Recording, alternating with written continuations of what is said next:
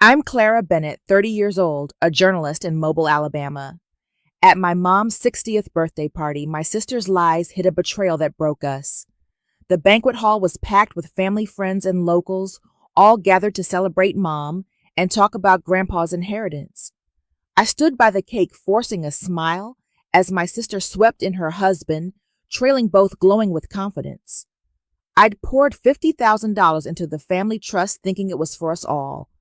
But that night, everything turned. My parents raised their glasses, praising my sister as the family star. Then she turned to me, her voice sharp. "Clara, just stay quiet. We're handling the inheritance." Her husband nodded, his smirk cold. My chest tightened, anger flaring. "I've been keeping this family afloat," I started, but Dad cut me off.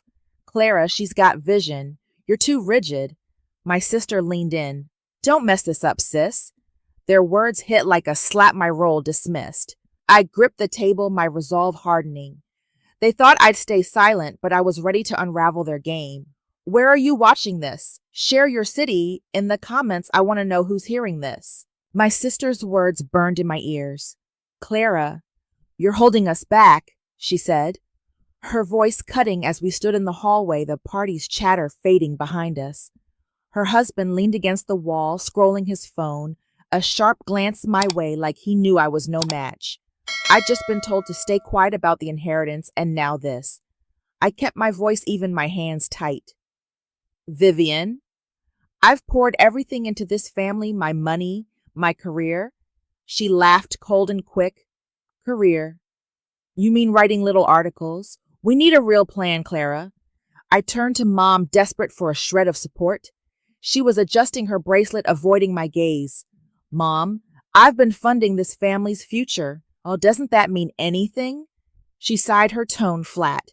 "Your sister's got big ideas, Clara. You need to step back." Dad chimed in, his voice firm. "She's right. They're building something. You're not." My chest ached, their betrayal sinking deep. I wasn't nothing. I'd skipped major assignments, turned down editor roles, funneled every spare dollar into the family trust to keep us afloat, all while my sister basked in their praise. Her husband looked up, his smile mocking. "Come on, Clara. You're not cut out for the big stuff." I swallowed my anger, but something was wrong. I'd noticed her new diamond necklace glinting under the lights, and their shiny sedan parked outside, way too pricey for a lawyer's salary. Last week, I'd found a receipt in their trash, $10,000 for consulting fees from the trust signed by him, sent to some vague company. Trusts don't work like that. I'd also overheard him on a call whispering about securing the funds before he saw me and cut it short. I stormed out of the hallway, their words stinging my resolve, hardening. In my room, I opened my laptop, pulling up the trust's financial records I'd helped track. One entry stopped me, a transfer of $15,000 to an account labeled Global Holdings, no documentation attached. My sister had always been the golden child, charming everyone while I did the grunt work. Now I saw her charm as a mask. I texted my friend, a fellow journalist who dug into financial scams before. "Lily, I need your help." I wrote, my fingers steady. They thought I'd stay silent, fade into the background. But I was done being invisible. I was going to expose their lies no matter what it took. That night, my sister's words, "You're holding us back," kept me awake, a bitter echo in my mind. The trust's financial records, with that $15,000 transfer to Global Holdings, burned in my thoughts. I needed answers. I crept into the study where my sister had left her laptop, its screen dim but unlocked. Her email password was predictably weak, the same one she'd used for years. I scrolled through her inbox, my heart racing, until a message from her husband stopped me. Offshore transfer, $50,000 secured. It outlined a wire from Grandpa's inheritance to an account in Panama with a cryptic note, "Keep it under wraps, more to follow." My stomach churned. This wasn't a clerical error. It was theft. I called my friend, a journalist who'd exposed corporate fraud before. "Lily, I've got something big," I said, my voice low, sending her the email screenshot.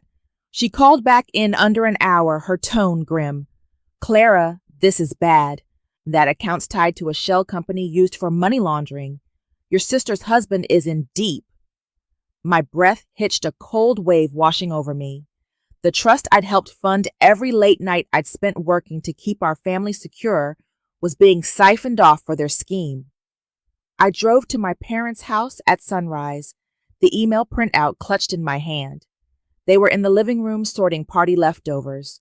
"Mom, Dad, we need to talk," I said, slapping the paper on the coffee table. "Vivian's husband is stealing the inheritance, $50,000, moved to some offshore account." Dad's face hardened. Clara stopped stirring up trouble. "You're out of line." Mom twisted her hands, her voice soft. "Your sister's got everything under control. Don't mess this up." I pressed on, my voice shaking. "This is proof they're laundering money with our trust." Dad stood, his tone sharp. "Enough. You're just jealous of her success. Drop it." Their words cut deep, but I wasn't surprised. They'd always chosen her no matter the cost. I snatched the paper, my hand steady now. "Fine. You won't listen. But this isn't over." I left their dismissal fueling my fire. Back at my apartment, I dug into the trust's records, pulling up transfer logs I'd overlooked. Another email from her husband surfaced, this one to a contact labeled K. Payouts are set. She's keeping the family quiet. I checked the trust's donor list. Half the names were fake, no contact details, just fronts. My friend texted, "Got a lead on the shell company. Meet me tomorrow."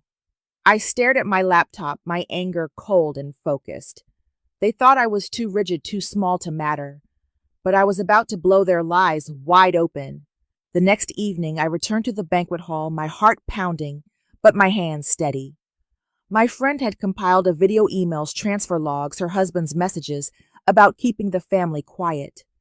I'd spent hours syncing it to a flash drive, my journalist instincts sharp. The party was still lively, guests laughing, my sister charming a group of old friends.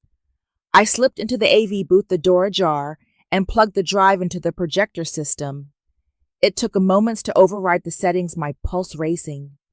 They'd dismissed me, called me rigid, but now they'd see the truth.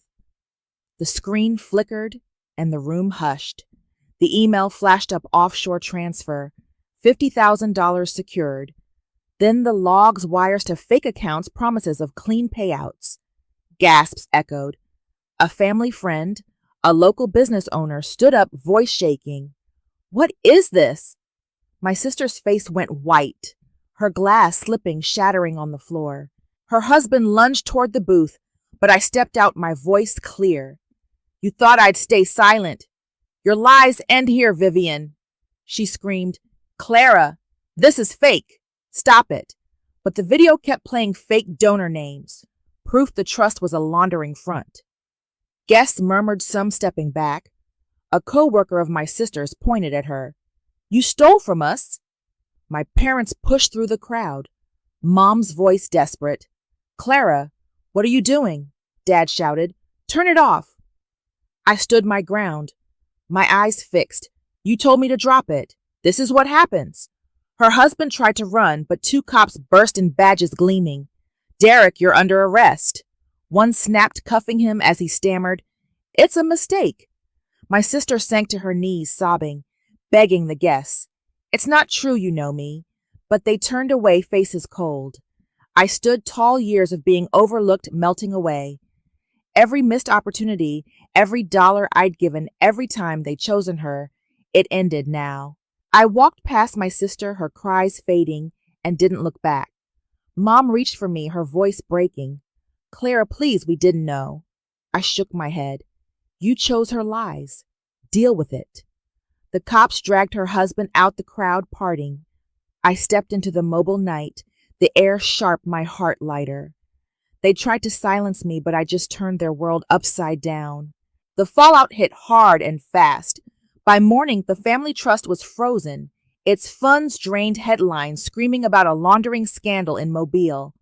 My sister faced lawsuits from investors, her poised lawyer facade crumbling as she dodged cameras outside the courthouse, her eyes weary. The community that once adored her turned its back. Neighbors who'd bragged about her now avoided her name. Her husband sat in jail, his smug charm gone, replaced by a blank stare in court filings. My parents' social standing, carefully built over decades, collapsed. Their friends stopped calling, their invitations dried up. I watched it unfold from my rented loft across town, my desk cluttered with notes still unpacking my life. A few days later, my phone buzzed with Mom's call, her voice shaky. "Clara, we're in deep trouble. The lawsuits, they're asking for $70,000 we don't have. Please come home." I held the phone, my resolve firm. "You chose her lies, Mom. Deal with it." She sobbed, but I ended the call. Dad texted next, his words quieter than I'd ever seen. "We messed up, Clara. We need you." I stared out my window. Mobile's lights dim in the distance. "You needed me when I was paying the bills, Dad." "Not now." I didn't reply. I'd given them my savings, my career, my heart, only to be sidelined for her. I packed up and moved to Santa Fe, New Mexico, chasing a lead for a national reporting gig. I landed at breaking stories that made headlines, my byline earning respect. I rented a cozy apartment downtown, hung art prints on the walls, and started hiking in the desert, the open sky clearing my thoughts. My friend visited one night, her laugh warm as we shared wine. "Clara, you're killing it," she said. I smiled, a weight lifting. I was finally free to be me. Back in Mobile, my family was falling apart. My sister took temp jobs, her reputation toxic, shunned by everyone she charmed. My parents sold their house to cover legal fees, moving into a small rental. Dad worked as a night janitor, his pride worn thin. Mom did part-time data entry, her hands trembling from stress. They sent messages begging for help, but I let them pile up unanswered. My sister emailed once a week apology claiming she didn't know the full scam. I deleted it. They'd chosen her over me, ignored my warnings. I wasn't their safety net anymore. Leaving hurt, but it was right. I'd carried them too long, and now they faced the wreckage of their choices. 6 months later, I sat at my desk in Santa Fe, New Mexico, the desert sun streaming through my window as I filed a story that hit national news. My career was thriving, $30,000 from my latest investigative piece, my name recognized in every newsroom. I turned my apartment into a creative haven, walls covered with framed articles and maps of stories yet to break. My friend stopped by most evenings, her energy lighting up the room as we brainstormed over coffee. "Clara, you're unstoppable," she said one night, raising her mug. A quiet strength filled me, something I never felt before. I was living for my truth, not their expectations. Back in Mobile, my family was a shadow of itself.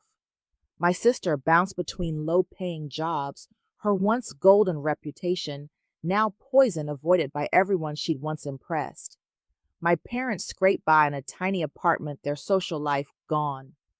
Dad took odd handyman gigs, his hands rough from labor.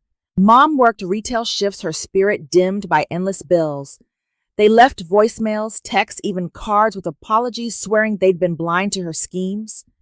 I left them unopened, tucked away in a box. I'd given them everything, my money, my loyalty, my voice, only to be silenced. Their sorrow couldn't rewrite that. That night at Mom's birthday party changed me forever. I stopped being their afterthought and claimed my power. Family isn't blood. It's the people who value you, who fight for you, not the ones who bury you to lift themselves up. I learned to draw lines to guard my worth, even when it broke my heart. Don't let any one family or not make you small. Speak your truth, walk away if you must, and build the life you deserve. Thank you for sticking with my story, for riding through the betrayal and the victory. Leaving family behind is tough, but sometimes it's your only path to freedom. Have you ever stood up to your family, claimed your voice? Share it in the comments, I'm listening. And if this moved, you hit subscribe. Let's keep sharing stories of strength and truth.